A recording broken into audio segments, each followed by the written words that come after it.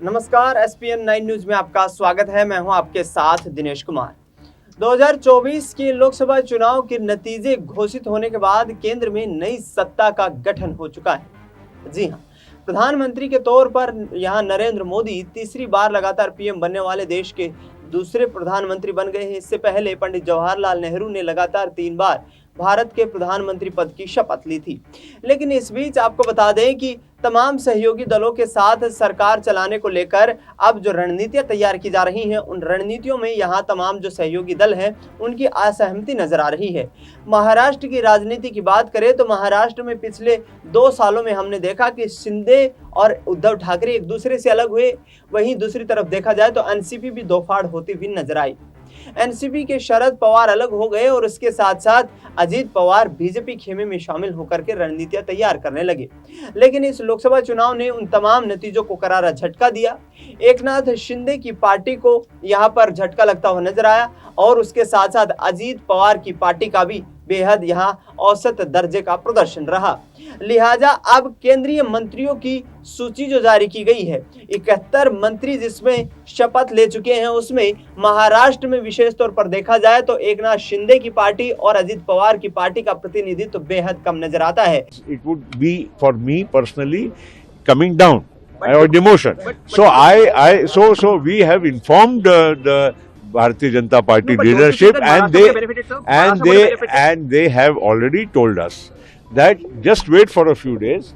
प्रफुल्ल पटेल ये कहते हुए नजर आए हैं कि हमें कुछ आश्वासन दिया गया था, लेकिन अभी तक उस आश्वासन पर बात नहीं की गई है।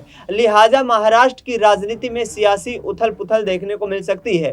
पिछले 5 सालों की बात करें तो 2019 में विधानसभा के चुनाव हुए थे। उन 19 के विधानसभा चुनाव में भारतीय जनता पार्टी के द्वारा सीएम पद न दिए जाने से नाराज उद्धव ठाकरे महाविकास अघाड़ी गठबंधन में शामिल हो गए थे।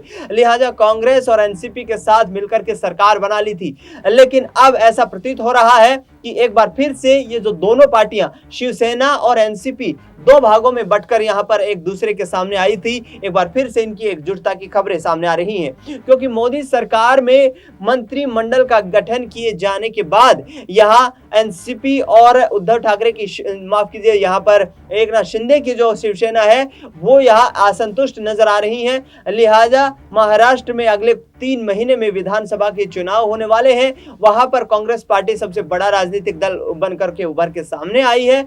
ऐसे में तीनों दल एकजुट होकर के यहां पर बीजेपी की घेराबंदी करने का प्रयास कर रहे हैं और जो परिवर्तन महाराष्ट्र की राजनीति में इस लोकसभा चुनाव में देखने को मिला है, ये परिवर्तन आगामी वक्त में और भी गहरा होता हुआ नजर आ सकता है। फिलहाल देखा जाए तो जिस तरीके की राजनीतिक गतिविधियां हो रही हैं, उसमें शरद पवार लगातार तमाम जो नेता हैं, एनडीए खेमे के नेता हैं, उनसे संपर्क साधने में जुटे हुए हैं, चाहे वो नीतीश कुमार हो, चाहे फिर टीडीपी के नेता हो, और लगातार ये प्रयास कर रहे हैं शरद पवार की केंद्र की सत्ता में जोड़ तोड़ करके जादुई आंकड़ा पार कर लिया जाए, जिससे कि सरकार बनाने का दावा पेश किया जाए।